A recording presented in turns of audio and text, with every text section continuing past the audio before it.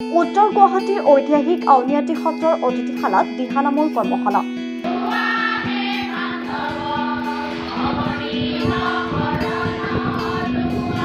তিনিদিনীয়াকৈ আয়োজন কৰা হৈছিল এই কৰ্মশালা। বৃহত্তৰ উত্তৰ গুৱাহাটী মহিলা সমাজ আৰু কামৰূপা সংগীত মহাবিদ্যালয়ৰ উদ্যোগত আয়োজন কৰা কৰ্মশালাত প্ৰশিক্ষক হিচাপে উপস্থিত থাকে দিহানামৰ গুৰু উপাধি প্ৰাপক অমিয়া নেওগ কলিতা। দিহানাম তথা নাম ধৰ্মৰ জৰিয়তে ঈশ্বৰ প্ৰাপ্তিৰ চেষ্টা এইসকল আই মাতৃ। সামৰণি অনুষ্ঠানত অসমীয়া লোক সংস্কৃতি ৰক্ষাৰ ক্ষেত্ৰত প্ৰশিক্ষক অমিয়া নেওগ কলিতাই মন্তব্য আগবঢ়াই ক'লে এইদৰে। আচলতে প্ৰত্যেকৰে মানসিকতা বেলেগ বেলেগ, হয়নে? ভাবা চিন্তাবোৰ বেলেগ বেলেগ। গতিকে আমি কোনটো সঁচা আধ্যাত্মিক বুলি কওঁতে কিন্তু আধ্যাত্মিক শব্দটোৰ পৰিসৰটো অকমান কিন্তু নহয়। আধ্যাত্মিক মানে আমি নিজকে সংস্কাৰিত কৰি সৎভাৱে শুদ্ধভাৱে আমি নিজক ৰাখিব লাগিব আৰু আনকো আমি দেখাব লাগিব। এতিয়া কথাটো হ'ল কোনোবা এগৰাকীয়ে আজি দিহানাম গাইছে বা নাম গাইছে, প্ৰকৃততে সেই আধ্যাত্মিক শব্দটোৰ অৰ্থটো তেওঁ কিমান অনুভৱ কৰিছে যে এই দিহানামৰ গোটেই কাহিনীবোৰ শাস্ত্ৰসন্মত। আমাৰ শাস্ত্ৰসন্মত এই কাহিনীত আচল শুদ্ধতাটো তেওঁলোকে বুজি পাইছে নাই। আৰু মই ভাবিছো কেতিয়াবা মানুহৰ চব অজামিলো ব্ৰাহ্মণ আছিলে, অজামিল ব্ৰাহ্মণ হৈও কিন্তু বেইচাৰ গৃহত গৈ পেলাই তেওঁ থাকিব লগা হৈছিলে। সেইটো কি আছিলে? তেওঁ কৰ্ম, সেই তেওঁ নিজৰ যিটো কাম ভাৱ সেইটোক তেওঁ কণ্ট্ৰল কৰিব নোৱাৰিছে, নিয়ন্ত্ৰিত কৰি ৰাখিব নোৱাৰিছিলে, তাত বঞ্চিছে, কিন্তু তাৰ পাছত গম পাইছে।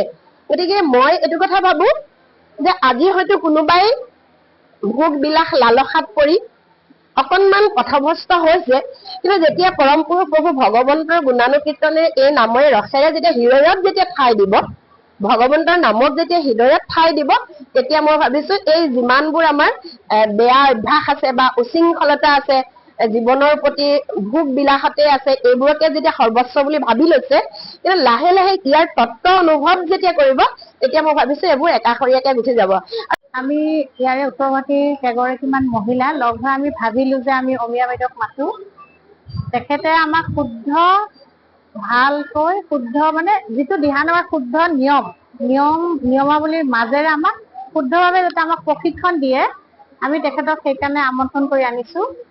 আৰু আমি বহুত কথা শিকিলো। আচলতে দিহানাম বহুতেই গায়, আমিও গাইছো, কিন্তু এই যে তাত্ত্বিক কথাবিলাক, নীতি নিয়মৰ কথা, সুৰ কেনেকে যাব লাগে, মানে বিলম্বিতৰ পৰা মধ্যলৈ যোৱা, মধ্যলৈ পৰা দ্ৰুতলৈ যোৱা, এই বহুত কথা আমাৰ মহিলাসকলে নাজানে, আমিও নাজানো। কাৰণ চব বস্তুৰে গুৰু লাগিবই।